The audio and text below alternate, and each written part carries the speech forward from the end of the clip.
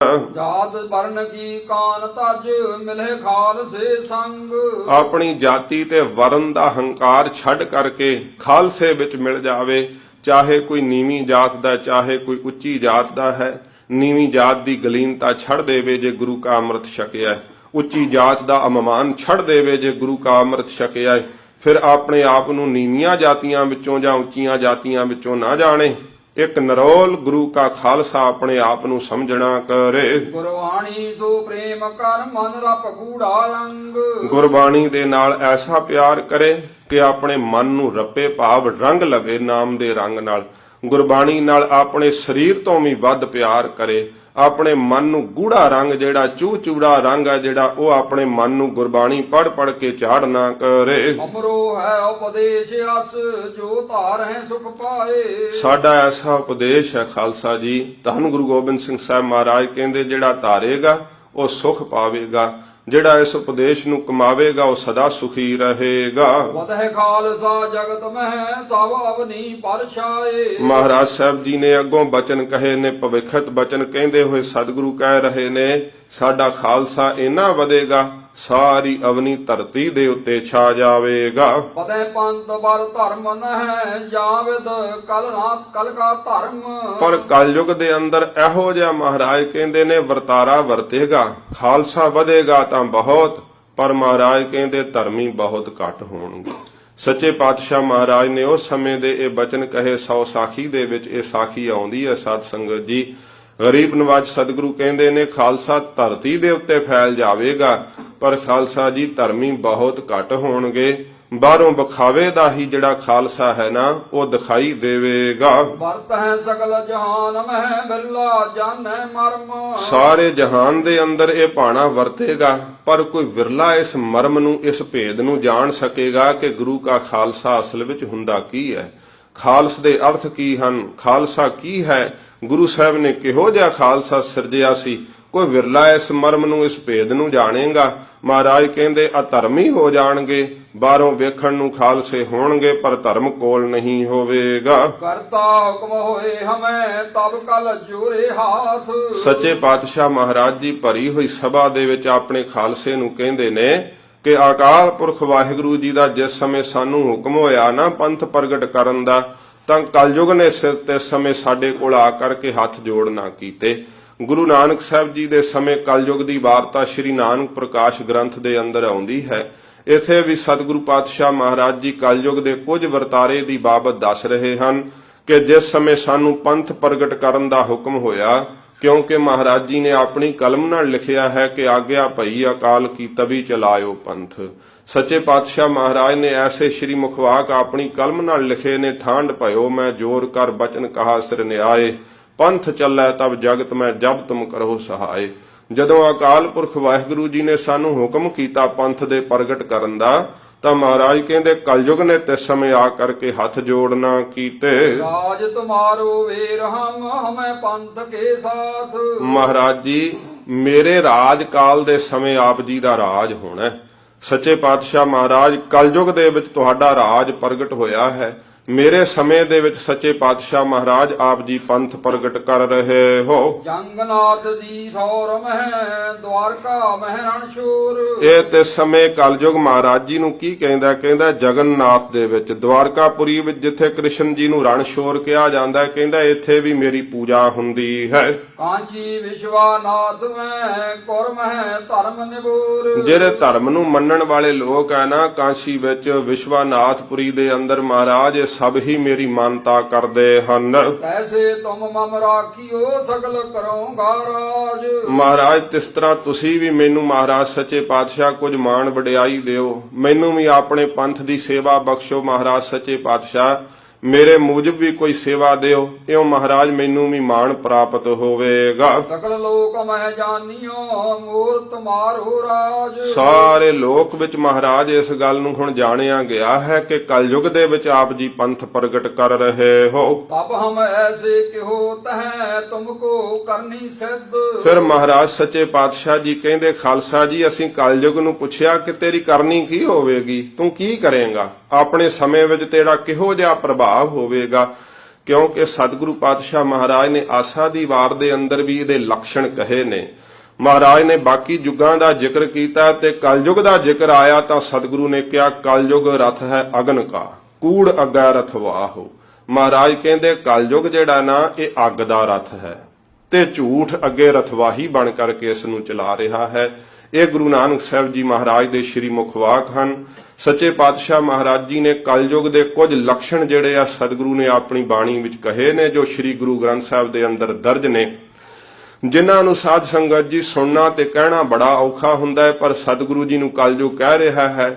ਜਿਵੇਂ ਸਾਧ ਸੰਗਤ ਜੀ ਇੱਕ ਟੂਕ ਮਾਤਰ ਸੇ ਆਪ ਜੀ ਨੇ ਸਮਝਣ ਦਾ ਯਤਨ ਕਰਨਾ, ਕਿਉਂਕਿ ਕਈਆਂ ਗੱਲਾਂ ਦਾ ਖੁਲਾਸਾ ਨਹੀਂ ਹੋ ਸਕਦਾ ਹੁੰਦਾ। ਸਿਆਣਾ ਸਤਸੰਗੀ ਇਹ ਜਿਹੜਾ ਹੈ ਆਪਣੇ ਆਪ ਹੀ ਸਮਝ ਜਾਂਦਾ ਹੈ ਕਿ ਉਪਦੇਸ਼ ਕੀ ਦੱਸਿਆ ਜਾ ਰਿਹਾ ਹੈ।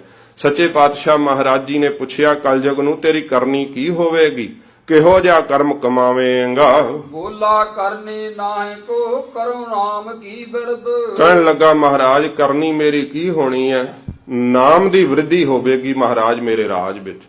ਨਾਮ ਜਪਣ ਵਾਲੇ ਦੇ ਉੱਤੇ ਮੇਰੀ ਸ਼ਕਤੀ ਨਹੀਂ ਚੱਲ ਸਕੇਗੀ। ਨਾਮ ਜਪਣ ਵਾਲੇ ਦਾ ਸਤਿਗੁਰੂ ਵੱਡਾ ਪ੍ਰਤਾਪ ਹੋਵੇਗਾ ਮੇਰੇ ਰਾਜ ਦੇ ਅੰਦਰ। ਇਸੇ ਕਰਕੇ ਸਤਿਗੁਰੂ ਜੀ ਨੇ ਕਿਹਾ ਹੈ ਕਿ ਕਲਯੁਗ ਜਿਹੜਾ ਸਾਰੇ ਯੁੱਗਾਂ ਵਿੱਚੋਂ ਉੱਤਮ ਹੈ। ਕਲਯੁਗ ਨੂੰ ਲੋਕ ਮਾੜਾ ਕਹਿੰਦੇ ਆ, ਕਲਯੁਗ ਨੂੰ ਬਹੁਤ ਬੁਰਾ ਕਹਿੰਦੇ ਆ ਕਿ ਇਹ ਤਾਂ ਬੜਾ ਭੈੜਾ ਹੈ। ਜਦੋਂ ਕੋਈ ਚੰਗਾ ਕਰਮ ਕਰੇ ਤੇ ਕਹਿੰਦੇ ਆ ਸਤਜੁਗੀ ਹੈ। ਪਰ ਮਹਾਰਾਜ ਨੇ ਗੁਰਬਾਣੀ ਦੇ ਅੰਦਰ ਕਲਯੁਗ ਨੂੰ ਸਭ ਤੋਂ ਉੱਤਮ ਕਿਹਾ। ਕਿਉਂ ਕਿਹਾ? ਕਿਉਂਕਿ ਕਲਯੁਗ ਦੇ ਵਿੱਚ ਨਾਮ ਦੀ ਵਡਿਆਈ ਹੈ। ਨਾਮ ਦਾ ਸਾਧ ਸੰਗਤ ਜੀ ਬੀਜ ਕਲਯੁਗ ਦੇ ਅੰਦਰ ਪ੍ਰਫੁੱਲਤ ਹੁੰਦਾ ਹੈ। ਕਲਯੁਗ ਨੇ ਕਿਹਾ ਮਹਾਰਾਜ ਮੇਰੀ ਕਰਨੀ, ਮੇਰੀ ਕਰਤੂਤ, ਮੇਰਾ ਜ਼ੋਰ ਉਸ ਉੱਪਰ ਨਹੀਂ ਚੱਲ ਸਕੇਗਾ। ਜਿਹੜਾ ਵਾਹਿਗੁਰੂ ਦੇ ਨਾਮ ਦਾ ਭਜਨੀਕ ਹੋਵੇਗਾ ਆਪਣੀ ਕਰਨੀ ਅੱਗੇ ਸਿੱਧ ਕਰਦਾ ਹੈ। ਕਲਹ ਕਰਾਵੋ ਵਾਪਸ ਉਤ ਨਾਰ ਪੁਰਖ ਕੋ ਜੁਦ। ਕਹਿਣ ਲੱਗਾ ਮਹਾਰਾਜ ਪਹਿਲੇ ਹੀ ਤਾਂ ਮੇਰੀ ਕਰਨੀ ਇਹ ਹੋਵੇਗੀ ਮੈਂ ਪੁੱਤਰ ਤੇ ਪਿਤਾ ਦੀ ਲੜਾਈ ਕਰਾਵਾਂਗਾ ਤੇ ਇਸਤਰੀ ਤੇ ਪੁਰਸ਼ ਦੀ ਮਹਾਰਾਜ ਸਾਹਿਬ ਜੀ ਜੰਗ ਕਰਾ ਦੇਵਾਂਗਾ।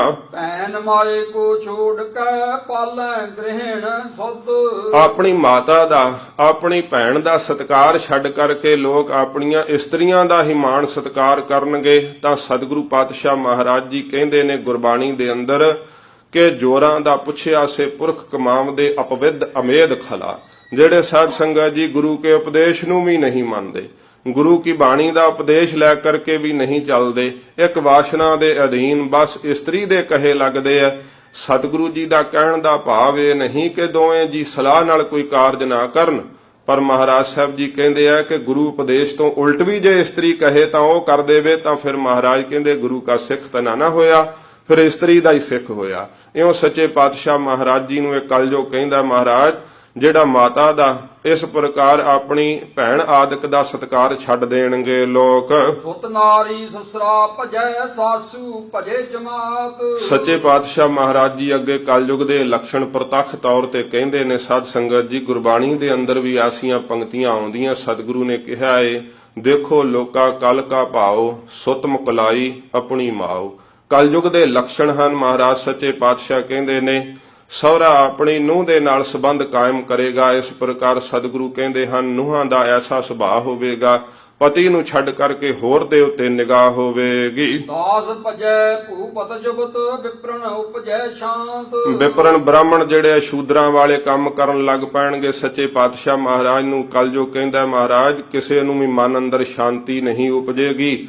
ਧਰਮ ਦੇ ਕਰਮ ਕਰਨ ਵਾਲੇ ਵੀ ਬਾਹਰੋਂ ਪਖੰਡ ਕਰਨਗੇ, ਅੰਦਰ ਧਰਮ ਨਹੀਂ ਹੋਵੇਗਾ। ਸ਼ੂਦਰ ਨੇਮ ਦਾ ਜੀਮ ਦੇ ਵਿਪਰਹਿ ਦੇ ਤਦਕਾਰ। ਵੇਦਾਂ ਦਾ ਜਿਹੜਾ ਪਾਠ ਹੈ ਨਾ ਬ੍ਰਾਹਮਣਾਂ ਨੂੰ ਤਰਕਾਰ ਦੇਣਗੇ, ਗਿਆਨੀਆਂ ਨੂੰ ਤਰਕਾਰ ਦੇਣਗੇ ਤੇ ਸ਼ੂਦਰਾਂ ਕੋਲੋਂ ਪਾਪੀਆਂ ਕੋਲੋਂ ਆ ਕਰਕੇ ਮਹਾਰਾਜ ਉਹ ਵੇਦਾਂ ਦੇ ਪਾਠ ਲੋਕ ਸੁਣਿਆ ਕਰਨਗੇ। ਉਪਕਾਰੀ ਸੂਝੇ ਨਹੀਂ ਬਹੁਤੇ ਬੰਧੈ ਵਿਕਾਰ। ਉਪਕਾਰ ਨਹੀਂ ਮੇਰੇ ਸਮੇਂ ਵਿੱਚ ਕਿਸੇ ਨੂੰ ਸੁਝੇਗਾ, ਸਾਰਿਆਂ ਨੂੰ ਵਕਾਰਾਂ ਦੇ ਬੰਨਣ ਵਿੱਚ ਪਾ ਕਰਕੇ ਮਾਰਾਂਗਾ। ਸੱਚੇ ਪਾਤਸ਼ਾਹ ਜੀ ਨੂੰ ਕਲਯੁਗ ਕਹਿੰਦਾ ਮਹਾਰਾਜ ਪਰਉਪਕਾਰ ਨਹੀਂ ਕਿਸੇ ਨੂੰ ਸੁਝਣ ਦਿਆਂਗਾ। ਕਲਯੁਗ ਦੇ ਸਮੇਂ ਵਿੱਚ ਕੌਣ ਪਰਉਪਕਾਰ ਕਰਦਾ? ਇੱਕ ਕਦਮ ਵੀ ਕੋਈ ਪੁੱਟਦਾ ਤੇ ਸੋਚਦਾ ਇਹਦੇ ਵਿੱਚ ਮੈਨੂੰ ਕੀ ਲਾਭ ਹੋਣਾ, ਮੇਰਾ ਫਾਇਦਾ ਕੀ ਹੋਵੇਗਾ ਇਸ ਦੇ ਅੰਦਰ। ਸਤਿਗੁਰੂ ਪਾਤਸ਼ਾਹ ਨੂੰ ਕਲਯੁਗ ਕਹਿੰਦਾ ਮਹਾਰਾਜ ਪਰਉਪਕਾਰ ਨਹੀਂ ਕੋਈ ਕਰ ਸਕੇਗਾ ਮੇਰੇ ਰਾਜ ਕਾਲ ਦੇ ਅੰਦਰ, ਸਾਰਿਆਂ ਨੂੰ ਵਕਾਰਾਂ ਦੇ ਬੰਨਣ ਵਿੱਚ ਬੰਨ ਕੇ ਮਾਰ ਦੇਵਾਂਗਾ। ਪੁੱਤਰ ਜਣੇ ਨਾਰੀ ਭਲੀ ਕੰਨਿਆ ਜਨਨੀ ਦੂਰ। ਫਿਰ ਮਹਾਰਾਜ ਕਹਿੰਦੇ ਨੇ, ਮਹਾਰਾਜ ਨੂੰ ਕਹਿੰਦਾ ਕਲਯੁਗ ਸੱਚੇ ਪਾਤਸ਼ਾਹ ਜੀ, ਜਿਹੜੀ ਇਸਤਰੀ ਪੁੱਤਰ ਨੂੰ ਜਨਮ ਦੇਵੇਗੀ ਉਹਨੂੰ ਤਾਂ ਸਤਿਕਾਰ ਦੇਵੇਗਾ ਸਮਾਜ, ਜਿਹੜੀ ਇਸਤਰੀ ਲੜਕੀ ਨੂੰ ਜਨਮ ਦੇਵੇਗੀ ਸਾਰਾ ਸਮਾਜ ਉਹਨੂੰ ਤਰਕਾਰਾਂ ਪਾਇਆ ਕਰੇਗਾ। ਮੇਰੇ ਰਾਜ ਕਾਲ ਦੇ ਸਮੇਂ ਵਿੱਚ ਉਹ ਇਸਤਰੀ ਜੇ ਇਸਤਰੀ ਨੂੰ ਹੀ ਜਨਮ ਦੇ ਰਹੀ ਹੈ ਤਾਂ ਸਾਰੇ ਉਹਨੂੰ ਤਰਕਾਰਾਂ ਪਾਉਣਗੇ। ਪੁੱਤਰ ਨੂੰ ਜਨਮ ਦੇਣ ਵਾਲੀ ਇਸਤਰੀ ਦਾ ਸਤਿਕਾਰ ਕਰਿਆ ਕਰਨਗੇ। ਇਹੋ ਜਿਹਾ ਵਰਤਾਰਾ ਵਰਤਾ ਦੇਵਾਂਗਾ। ਸੋ ਤੁ ਸਮਝਾਵੇ ਬਾਪ ਕੋ ਨੋ ਕਹਿ ਸਾਸੂ ਕੂਰ। ਤਾਂ ਇਸ ਪ੍ਰਕਾਰ ਕਲਯੁਗ ਕਹਿੰਦਾ ਹੈ ਜਿਹੜਾ ਪੁੱਤਰ ਹੈ ਆਪਣੇ ਪਿਤਾ ਨੂੰ ਸਮਝਾਵੇਗਾ, ਮਤ ਆਪਣੇ ਪਿਤਾ ਨੂੰ ਪੁੱਤਰ ਦੇਵੇਗਾ, ਤੇ ਨੂੰ ਸੱਸ ਨੂੰ ਸਮਝਾਵੇਗੀ, ਉਮਰ ਦਾ ਤਕਾਜ਼ਾ ਨਹੀਂ ਰਹੇਗਾ। ਜਾਂ ਪਿਤਾ ਨੇ ਇਸ ਪ੍ਰਕਾਰ ਪੁੱਤਰ ਨੂੰ ਜਨਮ ਦਿੱਤਾ ਹੈ ਤਾਂ ਇਹ ਨਹੀਂ ਪੁੱਤਰ ਕਹੇਗਾ ਕਿ ਮੇਰੇ ਤੋਂ ਪਹਿਲਾਂ ਕੋਈ ਪਿਤਾ ਦਾ ਜਨਮ ਹੋਇਆ ਹੈ, ਉਹਦੀ ਉਮਰਾਂ ਦੇ ਕਰਕੇ ਵੀ ਮੇਰੇ ਨਾਲੋਂ ਸਿਆਣਾ ਹੈ। ਕਲਯੁਗ ਕਹਿੰਦਾ ਹੈ ਪੁੱਤਰ ਜਿਹੜਾ ਹੈ ਪਿਤਾ ਨੂੰ ਗਿਆਨ ਦੇਣ ਦਾ ਯਤਨ ਕਰੇਗਾ, ਨੂੰ ਆਪਣੀ ਸੱਸ ਨੂੰ ਗਿਆਨ ਦੇਣ ਦਾ ਯਤਨ ਕਰੇਗੀ। ਸਿੱਖ ਉਪਦੇਸ਼ੈ ਗੁਰੂ ਕੋ ਅੰਨ ਅਪਾਵਨ ਖਾਏ। ਫਿਰ ਮਹਾਰਾਜ ਕਲਯੁਗ ਸਤਿਗੁਰੂ ਜੀ ਨੂੰ ਕਹਿੰਦਾ ਹੈ ਕਿ ਜਿਹੜਾ ਗੁਰੂ ਹੈ ਨਾ ਉਹਨੂੰ ਮਹਾਰਾਜ ਸੱਚੇ ਪਾਤਸ਼ਾਹ ਸਿੱਖ ਉਪਦੇਸ਼ ਦੇਵੇਗਾ। ਗੁਰੂ ਨੇ ਉਪਦੇਸ਼ ਦੇਣਾ ਹੁੰਦਾ ਹੈ, ਪਰ ਕਲਯੁਗ ਦਾ ਕਹਿੰਦਾ ਮਹਾਰਾਜ ਨੂੰ ਕਹਿੰਦਾ ਐਸਾ ਵਰਤਾਰਾ ਮਹਾਰਾਜ ਵਰਤਾਵਾਂਗਾ ਕਿ ਸਿੱਖ ਜਿਹੜੇ ਆ ਨਾ ਗੁਰੂਆਂ ਨੂੰ ਜਾ ਜਾ ਕੇ ਉਪਦੇਸ਼ ਦੇਣਗੇ। ਤੇ ਮਹਾਰਾਜ ਅੰਨ ਦੇ ਇਸ ਪ੍ਰਕਾਰ ਜਿਹੜੇ ਆ ਪ੍ਰਾਪਤੀ ਦੇ ਹੰਕਾਰ ਵਿੱਚ ਹੀ ਸਾਰੇ ਬੱਝੇ ਰਹਿਣਗੇ। ਭਾਵ ਅੰਨ ਕਿੱਥੋਂ ਪ੍ਰਾਪਤ ਹੋਵੇਗਾ, ਖਾਣ ਨੂੰ ਕਿੱਥੋਂ ਪ੍ਰਾਪਤ ਹੋਵੇਗਾ, ਕਿਸੇ ਕੋਲੋਂ ਮੈਨੂੰ ਕੀ ਮਿਲ ਸਕਦਾ ਹੈ, ਇਸੇ ਹੀ ਸਮਝ ਦੇ ਵਿੱਚ ਬੱਝੇ ਰਹਿਣਗੇ, ਹੋਰ ਕੋਈ ਵੀ ਮਤ ਨਹੀਂ ਉਪਜੇਗੀ। ਨਾਨ ਤਜੈ ਕਾਇਆ ਦੁਖੀ ਖਾਵੇ ਉਹ ਰਚ ਭਾਏ। ਤੇ ਇਹੋ ਜਿਹੇ ਲੱਛਣ ਹੋਣਗੇ ਕਲਯੁਗ ਕਹਿੰਦਾ ਨਹਾਉਣਾ ਤਿਆਗ ਦੇਣਗੇ। ਤੇ ਫਿਰ ਮਹਾਰਾਜ ਸਾਹਿਬ ਜੀ ਨੂੰ ਕਹਿੰਦਾ ਹੈ ਕਿ ਅਨ ਰੁਚੀ ਤੋਂ ਬਿਨਾਂ ਹੀ ਖਾਣਗੇ ਤੇ ਭੈੜੇ ਖਾਣੇ ਨੂੰ ਖਾਣਗੇ, ਤੇ ਖਾਣਗੇ ਵੀ ਰੱਜ ਰੱਜ ਕਰਕੇ ਖਾਣਗੇ। ਸਤਿਗੁਰੂ ਪਾਤਸ਼ਾਹ ਜੀ ਨੇ ਗੁਰਬਾਣੀ ਦੇ ਅੰਦਰ ਵੀ ਕਿਹਾ ਪੇਟ ਭਰਿਓ ਪਸ਼ੂਆ ਜਿਉ ਸੋਇਓ, ਮਾਨਸ ਜਨਮ ਖੋਇਓ। ਮਨੁੱਖ ਜਨਮ ਜਿਹੜਾ ਹੈ ਨਾਸ ਕਰ ਲਿਆ, ਪਸ਼ੂ ਦੀ ਤਰ੍ਹਾਂ ਰੱਜ ਰੱਜ ਕੇ ਖਾ ਲਿਆ ਤੇ ਫਿਰ ਰੱਜ ਰੱਜ ਕੇ ਸੌਂ ਲਿਆ। ਇਹੋ ਜੀ ਜੀਵ ਦੀ ਹਾਲਤ ਹੋਵੇਗੀ। ਕਲਯੁਗ ਕਹਿੰਦਾ ਮਹਾਰਾਜ ਅਨ ਰੁਚੀ, ਜਿਹਦੇ ਵਿੱਚ ਰੁਚੀ ਨਾਮ ਹੀ ਹੋਵੇਗੀ, ਫਿਰ ਵੀ ਉਹਨੂੰ ਖਾ ਲੈਣਗੇ ਪਦਾਰਥ ਨੂੰ, ਤੇ ਖਾਣਗੇ ਵੀ ਰੱਜ ਰੱਜ ਕਰਕੇ। ਜਦੋਂ ਰੱਜ ਕੇ ਖਾਦਾ ਹੋਇਆ ਭੋਜਨ ਸਾਧ ਸੰਗਤ ਜੀ ਅੰਦਰ ਜਾ ਕਰਕੇ ਫਾਇਦੇ ਦੀ ਥਾਂ ਤੇ ਉਹ ਨੁਕਸਾਨ ਕਰਦਾ ਹੈ। ਤੇ ਸੁੱਤਿਆ ਹੋਇਆ ਕਲਯੁਗ ਕਹਿੰਦਾ ਕੋਈ ਵੀ ਅੰਮ੍ਰਿਤ ਵੇਲੇ ਨਹੀਂ ਜਾਗ ਸਕੇਗਾ। ਪ੍ਰੀਤ ਥੋਰ ਖੁਸ਼ ਮਤ ਬਚਨ ਉਦਰ ਭਰਨ ਕੇ ਕਾਜ। ਪ੍ਰੀਤੀ ਥੋੜੀ ਹੋਵੇਗੀ, ਖੁਸ਼ਾਮਦ ਵੱਧ ਹੋਵੇਗੀ। ਪੇਟ ਭਰਨ ਦੇ ਕੰਮ ਸਾਰੇ ਕਰਨਗੇ ਕਿ ਮੇਰਾ ਪੇਟ ਕਿਵੇਂ ਭਰ ਸਕਦਾ ਹੈ। ਪ੍ਰੀਤੀ ਗੁਰੂ ਨਾਲ ਵੀ ਨਹੀਂ ਹੋਵੇਗੀ, ਖੁਸ਼ਾਮਦ ਕਰਨਗੇ ਤੇ ਸਮਰੱਥ ਸਤਿਗੁਰੂ ਦਾ ਦਰ ਛੱਡ ਕਰਕੇ ਬੰਦਿਆਂ ਦੀ ਖੁਸ਼ਾਮਦ ਕਰਨਗੇ, ਉਹਨਾਂ ਦੀ ਚਮਚਾਗਿਰੀ ਕਰਨਗੇ। ਕਲਯੁਗ ਦੇ ਵਿੱਚ ਐਸਾ ਵਰਤਾਰਾ ਵਰਤੇਗਾ ਆਪਣਾ ਪੇਟ ਭਰਨ ਦੇ ਤਾਈਂ ਜਿਨ੍ਹਾਂ ਨੇ ਗਿਆਨ ਦੀ ਗੱਲ ਕਹਿ ਕਰਕੇ ਸਮਝਾਉਣਾ ਸੀ, ਉਪਦੇਸ਼ ਦੇਣਾ ਸੀ, ਉਹਨਾਂ ਧਰਮੀ ਲੋਕਾਂ ਦੀ ਵੀ ਇਹੋ ਜੀ ਹਾਲਤ ਮਹਾਰਾਜ ਮੇਰੇ ਸਮੇਂ ਵਿੱਚ ਹੋ ਜਾਵੇਗੀ। ਚਾਹੀਦਾ ਸੀ ਕਿ ਉਹ ਧਰਮ ਦਾ ਉਪਦੇਸ਼ ਦਿੰਦੇ ਤੇ ਸੰਸਾਰ ਦਾ ਭਲਾ ਹੁੰਦਾ, ਪਰ ਮਹਾਰਾਜ ਉਹ ਵੀ ਪਖੰਡੀ ਹੋ ਜਾਣਗੇ, ਚਮਚਾਗਿਰੀ ਕਰਨਗੇ, ਖੁਸ਼ਾਮਦ ਕਰਨਗੇ ਪੂਰਨ ਗੁਰੂ ਨੂੰ ਛੱਡ ਕਰਕੇ। ਨਾਰੀ ਮਿਲਣਾ ਭੋਗ ਕਬ ਗ੍ਰਹਿ ਗ੍ਰਹਿ ਜਜੀਏ ਸਾਜ। ਫਿਰ ਸਤਿਗੁਰੂ ਜੀ ਨੂੰ ਕਲਯੁਗ ਕਹਿੰਦਾ ਮਹਾਰਾਜ ਮਨੁੱਖਾਂ ਦੀ ਮੱਤ ਇਹੋ ਜੀ ਮਾਰੀ ਜਾਵੇਗੀ ਜਿਵੇਂ ਸਤਿਗੁਰੂ ਜੀ ਨੂੰ ਭਾਈ ਮਰਦਾਨਾ ਜੀ ਨੇ ਪੁੱਛਿਆ ਸੀ ਮਹਾਰਾਜ ਨਾਮ ਕਿਉਂ ਨਹੀਂ ਵਸਦਾ ਇਹਨਾਂ ਜੀਵਾਂ ਦੇ ਅੰਦਰ, ਨਾਮ ਦੀ ਐਡੀ ਵੱਡੀ ਮਹਿਮਾ ਮਹਾਰਾਜ ਕਿਉਂ ਨਹੀਂ ਨਾਮ ਜਪਦੇ। ਤਾਂ ਧੰਨ ਗੁਰੂ ਨਾਨਕ ਸਾਹਿਬ ਜੀ ਨੇ ਕਿਹਾ ਸੀ ਮਰਦਾਨਾ ਪਹਿਲਾ ਕਲ ਕਲਵਾਲੀ ਕਾਮ ਮਦ ਮਨੁਆ ਪੀਵਣ ਹਾਰ, ਕ੍ਰੋਧ ਕਟੋਰੀ ਪੀ ਪੀ ਭਰੀ ਪੀ ਲਾਵਾ ਅਹੰਕਾਰ। ਇਹ ਸਤਿਗੁਰੂ ਨੇ ਸ਼੍ਰੀ ਮੁਖ ਵਾਕ ਕਹੇ। ਮਹਾਰਾਜ ਗੁਰੂ ਗੋਬਿੰਦ ਸਿੰਘ ਸਾਹਿਬ ਜੀ ਨੂੰ ਕਲਯੁਗ ਕਹਿੰਦਾ ਏ ਸੱਚੇ ਪਾਤਸ਼ਾਹ ਜਿਹੜੇ ਮਰਦ ਹੋਣਗੇ ਨਾ ਇਹ ਇਸਤਰੀ ਦੇ ਵਕਾਰਾਂ ਵਾਲੀਆਂ ਹੀ ਗੱਲਾਂ ਰਾਤ ਦਿਨ ਕਰਦੇ ਰਹਿਣਗੇ। ਵਕਾਰਾਂ ਦੀਆਂ ਹੀ ਮਹਾਰਾਜ ਇਹਨਾਂ ਦੇ ਅੰਦਰ ਵਾਸ਼ਨਾਵਾਂ ਸਦਾ ਹੀ ਮੈਂ ਚਲਾਵਾਂਗਾ, ਕੋਈ ਵੀ ਇਹਨਾਂ ਨੂੰ ਹੋਰ ਜਿਹੜੀ ਆ ਸੁੱਧ ਨਹੀਂ ਰਹਿਣ ਦੇਵਾਂਗਾ। ਰਾਤ ਦਿਨ ਹੀ ਇਸਤਰੀ ਦੇ ਮਿਲਾਪ ਦੇ ਸੰਕਲਪ ਇਹਨਾਂ ਦੇ ਮਨ ਦੇ ਅੰਦਰ ਫੁਰਦੇ ਰਹਿਣਗੇ। ਵੇਦ ਵੇਚਦੇ ਵੇਦ ਧਰ ਭੂਮ ਵੇਚਦੇ ਛਤਰ। ਛਤਰੀ ਆਦਿਕ ਧਰਤੀ ਵੇਚਣ ਲੱਗ ਪੈਣਗੇ। ਜਿਨ੍ਹਾਂ ਵੇਦਾਂ ਦਾ ਉਪਦੇਸ਼ ਪੜ ਪੜ ਕੇ ਬ੍ਰਾਹਮਣ ਸੁਣਾਉਂਦੇ ਨੇ, ਵੇਦਾਂ ਨੂੰ ਵੇਚ ਵੇਚ ਕਰਕੇ ਹੀ ਤੇ ਸਮੇਂ ਰੋਟੀ ਖਾਣ ਲੱਗ ਜਾਣਗੇ। ਆਪਣੀਆਂ ਧਾਰਮਿਕ ਪੁਸਤਕਾਂ ਨੂੰ ਹੀ ਵੇਚਣ ਲੱਗ ਜਾਣਗੇ। ਇਹੋ ਜਿਹੇ ਪਾਪ ਹੋਣਗੇ। ਸਾਧ ਸੰਗਤ ਜੀ, ਇਹੋ ਜਿਹੇ ਪਾਪ ਇਸ ਕਲਯੁਗ ਦੇ ਵਿੱਚ ਵਰਤ ਰਹੇ ਆ। ਅਖਬਾਰਾਂ ਭਰੀਆਂ ਆਉਂਦੀਆਂ, ਅੱਖਾਂ ਨਾਲ ਵੇਖਦੇ ਆ, ਕੰਨਾਂ ਨਾਲ ਸੁਣਦੇ ਹਾਂ। ਧੰਨ ਸਾਹਿਬ ਸ੍ਰੀ ਗੁਰੂ ਗ੍ਰੰਥ ਸਾਹਿਬ ਸੱਚੇ ਪਾਤਸ਼ਾਹ ਮਹਾਰਾਜ ਸਾਡੇ ਇਸ਼ਟ ਨੇ। ਗੁਰੂ ਗ੍ਰੰਥ ਸਾਹਿਬ ਮਹਾਰਾਜ ਜੀ ਤੋਂ ਵੱਧ ਕੇ ਤਾਂ ਸਿੱਖ ਵਾਸਤੇ ਕੋਈ ਚੀਜ਼ ਨਹੀਂ ਨਾ ਹੋ ਸਕਦੀ। ਸਤਿਗੁਰੂ ਸ੍ਰੀ ਗੁਰੂ ਗ੍ਰੰਥ ਸਾਹਿਬ ਮਹਾਰਾਜ ਦੇ ਸਰੂਪ ਦੇ ਵਿੱਚ ਡਰੱਗਾਂ ਪਾ ਕਰਕੇ ਸਮਗਲਿੰਗ ਕਰਦੇ ਆ। ਗੁਰੂ ਗ੍ਰੰਥ ਸਾਹਿਬ ਮਹਾਰਾਜ ਦੇ ਸਰੂਪ ਥੱਲੇ ਸ਼ਰਾਬ ਲਿਆ ਕਰਕੇ ਸਮਗਲਿੰਗ ਕਰਦੇ ਆ। ਦਿਨ ਆਏ ਅਖਬਾਰਾਂ ਵਿੱਚ ਇਹੋ ਜੀਆਂ ਖਬਰਾਂ ਆਉਂਦੀਆਂ। ਵੈਨਕੂਵਰ ਦੇ ਬਾਰਡਰ ਦੇ ਉੱਤੇ ਸਾਧ ਸੰਗਤ ਜੀ ਸਿੱਖੀ ਸਰੂਪ ਵੇਖ ਕੇ ਕਦੇ ਕੋਈ ਵੀ ਚੈਕਿੰਗ ਨਹੀਂ ਸੀ ਕਰਦਾ। ਸਰੂਪ ਵੇਖ ਕਰਕੇ ਹੀ ਲੰਘਾ ਦਿੰਦੇ ਸੀ, ਕਿਉਂਕਿ ਉਹਨਾਂ ਨੂੰ ਸਿੱਖ ਧਰਮ ਦੀ ਬਾਬਤ ਥੋੜਾ ਪਤਾ ਸੀ, ਗਿਆਨ ਸੀ। ਪਰ ਜਦੋਂ ਸਿੱਖਾਂ ਨੇ ਇਹੋ ਜਿਹੇ ਕੰਮ ਆਰੰਭੇ ਕਿ ਸੋਹਣਾ ਦਾੜਾ ਬਾਹਰ ਪ੍ਰਕਾਸ਼ ਹੈ, ਉਤੋਂ ਕਿਰਪਾਨ ਵੀ ਧਾਰਨ ਕੀਤੀ ਹੋਈ ਹੈ, ਪਰ ਟਰੱਕ ਦੇ ਵਿੱਚ ਤਾਂ ਡਰੱਗ ਆਦਿਕ ਪਾਈ ਹੋਈ ਹੈ, ਸਮਗਲਿੰਗ ਕਰਨ ਦਾ ਨਸ਼ਾ ਆਦਿਕ ਦੇ ਸਮਾਨ ਲੱਦੇ ਹੋਏ ਹੈ, ਤੇ ਗੁਰੂ ਗ੍ਰੰਥ ਸਾਹਿਬ ਮਹਾਰਾਜ ਦੇ ਸਰੂਪ ਵਿੱਚ ਸਮਗਲਿੰਗ ਕਰਦੇ ਇਸ ਬਾਰਡਰ ਦੇ ਉੱਤੇ ਵੀ ਸਿੱਖ ਫੜੇ ਗਏ ਸਨ। ਇਹੋ ਜੀ ਹਾਲਤ ਹੈ। ਕਲਯੁਗ ਕਹਿੰਦਾ ਮਹਾਰਾਜ ਇਹੋ ਜਿਹਾ ਵਰਤਾਰਾ ਵਰਤਾ ਦਿਆਂਗਾ, ਧਰਮ ਦਾ ਨਾਮ ਨਹੀਂ ਕਿਤੇ ਛੱਡਾਂਗਾ। ਕੋਈ ਵੀ ਮਹਾਰਾਜ ਸੱਚੇ ਪਾਤਸ਼ਾਹ ਧਰਮੀ ਨਹੀਂ ਰਹੇਗਾ। ਧਾਰਮਿਕ ਲੋਕ ਵੀ ਜਿਹੜੇ ਆ ਨਾ, ਉਹ ਬਾਹਰੋਂ ਧਾਰਮਿਕ ਦਿਸਣਗੇ, ਅੰਦਰ ਉਹਨਾਂ ਦੇ ਧਰਮ ਨਹੀਂ ਮੈਂ ਰਹਿਣ ਦਿਆਂਗਾ। ਧਾਰਮਿਕ ਪੁਸਤਕਾਂ ਨੂੰ ਵੇਚ ਕੇ ਆਪਣਾ ਗੁਜ਼ਾਰਾ ਕਰਨਗੇ। ਘਰ ਵੇਚੇ ਬਣੀਏ ਬਹੁਤ, ਸ਼ੂਦਰ ਵੇਚ ਤੇ ਪੁੱਤਰ। ਸ਼ੂਦਰ ਆਦਿਕ ਆਪਣੀ ਔਲਾਦ ਨੂੰ ਹੀ ਵੇਚ ਦੇਣਗੇ, ਬਾਣੀਏ ਘਰਾਂ ਨੂੰ ਵੇਚ ਕਰਕੇ ਤੇ ਸਮੇਂ ਰੁਲਣਗੇ। ਇਹੋ ਜਿਹਾ ਸਮਾਂ ਹੋਵੇਗਾ। ਭੁੱਖੇ ਮਰਤੇ ਕਾਮ ਬਿਨ, ਭਗਵਾ ਕਰਕੇ ਭੇਖ। ਕੰਮ ਨਹੀਂ ਕਰਨਗੇ ਤੇ ਕੰਮ ਤੋਂ ਬਿਨਾ ਭੁੱਖੇ ਮਰਨਗੇ, ਤੇ ਜਦੋਂ ਭੁੱਖੇ ਮਰਨਗੇ ਫਿਰ ਭਗਵਾਂ ਵੇਸ ਬਣਾ ਕੇ ਸੰਤ ਬਣ ਜਾਣਗੇ, ਸਾਧ ਬਣ ਜਾਣਗੇ। ਅਸੀਂ ਤਾਂ ਸੰਤ ਹੁੰਨੇ ਆ। ਜਿਹੜਾ ਚਾਹ ਸ਼ਫੇਰਿਓਂ ਨਿਕੰਮਾ ਹੋ ਜਾਵੇ, ਕੋਈ ਕੰਮ ਨਹੀਂ ਕਰ ਸਕਦਾ, ਉਹ ਕਹਿੰਦੇ ਪੰਜਾਬ ਦੀ ਧਰਤੀ ਤੇ ਫਿਰ ਹੁਣ ਸੰਤੀ ਬਣ ਜਾਓ, ਹੋਰ ਨਹੀਂ ਕੁਝ। ਤਾਂ ਗੁਰੂ ਪਿਆਰੀ ਸਾਧ ਸੰਗਤ ਜੀ, ਇਹੋ ਜਿਹੇ ਹਾਲਾਤ ਸਾਡੀ ਦੇਸ਼ ਦੀ ਧਰਤੀ ਦੇ ਹੋ ਚੁੱਕੇ ਆ। ਜਿਹੜਾ ਚਾਰ ਸ਼ਫੇਰਿਓਂ ਨਿਕੰਮਾ ਹੋਵੇ, ਕੋਈ ਆਪਣੀ ਖੇਤੀਬਾੜੀ ਨਹੀਂ ਕਰ ਸਕਿਆ, ਕੋਈ ਕੰਮਕਾਰ ਨਹੀਂ ਕਰ ਸਕਿਆ, ਤਾਂ ਘਰ ਵਾਲੇ ਉਹਨੂੰ ਕਹਿੰਦੇ ਆ ਜਾ ਤੂੰ ਹੁਣ ਪਾਠ ਹੀ ਕਰਨ ਲੱਗ ਜਾ, ਫਿਰ ਹੋਰ ਨਹੀਂ ਕੁਝ ਕਰ ਸਕਦਾ। ਤਾਂ ਇਹੋ ਜਿਹੇ ਹਾਲਾਤ ਨੇ। ਤੇ ਪਾਠ ਵੀ ਗੁਰੂ ਗ੍ਰੰਥ ਸਾਹਿਬ ਮਹਾਰਾਜ ਦੀ ਤਾਬਿਆ ਬਹਿ ਕਰਕੇ ਇਹੋ ਜਿਹੇ ਲੋਕ ਕਰਦੇ ਆ। ਫਿਰ ਤਾਬਿਆ ਬੈਠਿਆਂ ਹੋਇਆਂ ਹੀ ਪੈਸੇ ਚੱਕ ਲੈਂਦੇ ਆ, ਤਾਬਿਆ ਵੀ ਆਣ ਕੇ ਬਹਿੰਦੇ ਆ ਤੇ ਸ਼ਰਾਬ ਪੀ ਕੇ ਬਹਿੰਦੇ ਆ। ਇਹੋ ਜੀ ਹਾਲਤ ਹੈ। ਗਿਰਾਵਟ ਇੰਨੀ ਆ ਚੁੱਕੀ ਹੈ। ਸਾਧ ਸੰਗਤ ਜੀ, ਇਹ ਕੋਈ ਹੋਰ ਥਾਵਾਂ ਦੀਆਂ ਕਥਾ ਕਹਾਣੀਆਂ ਨਹੀਂ, ਤੁਹਾਡੇ ਹੀ ਸਮਾਜ ਵਿੱਚ ਇਹ ਸਾਧ ਸੰਗਤ ਜੀ ਸਭ ਕੁਝ ਹੋ ਰਿਹਾ ਹੈ।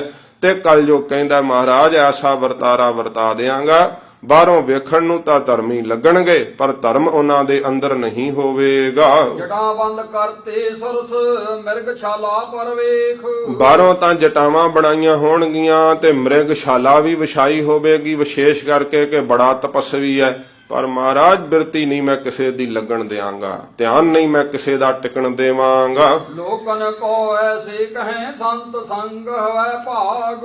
ਤੇ ਲੋਕਾਂ ਨੂੰ ਤੇ ਇਉਂ ਕਹਿਣਗੇ, ਉਪਦੇਸ਼ ਦੇਣਗੇ ਕਿ ਭਾਗਾਂ ਨਾਲ ਸੰਗਤ ਪ੍ਰਾਪਤ ਹੁੰਦੀ ਹੈ, ਸੰਗਤ ਕਰਨੀ ਚਾਹੀਦੀ ਹੈ। ਬਿਨ ਭਾਗਾਂ ਸਤ ਸੰਗ ਨਾ ਲੱਭੈ, ਬਿਨ ਸੰਗਤ ਮੈਲ ਭਰੀਜੇ ਜੀਓ। ਇਉਂ ਲੋਕਾਂ ਨੂੰ ਕਹਿ ਕੇ ਤਾਂ ਸੰਗਤ ਕਰਨ ਦਾ ਉਪਦੇਸ਼ ਦੇਣਗੇ, ਪਰ ਆਪਣੀ ਹਾਲਤ ਕੀ ਹੋਵੇਗੀ ਕਲਯੁਗ ਦੱਸਦਾ ਹੈ। ਆਪ ਨਰਕ ਅਵਰਨ ਨਰਕ ਕਰਨੀ ਬਨੋ ਨ ਲਾਗ। ਮਹਾਰਾਜ ਸ਼ੁਭ ਕਰਨੀ ਉਹਨਾਂ ਦੇ ਨੇੜੇ ਨਹੀਂ ਆਉਣ ਦਿਆਂਗਾ। ਆਪ ਨਰਕਾਂ ਦੇ ਗਾਮੀ ਹੋਣਗੇ ਤੇ ਹੋਰਨਾਂ ਨੂੰ ਨਰਕਾਂ ਵਿੱਚ ਪਾਉਣ ਦਾ ਕਾਰਨ ਬਣਨਗੇ। ਲੋਕਨ ਕੋ ਬਚਨ ਕਰੈ ਕਥਾ ਗਿਆਨ ਕੀ ਬਾਤ। ਲੋਕਾਂ ਦੇ ਤਾਈ ਤਾਂ ਬਚਨ ਕਰਨਗੇ ਤੇ ਗਿਆਨ ਦੀਆਂ ਗੱਲਾਂ ਕਹਿ ਕੇ ਦੱਸਣਗੇ।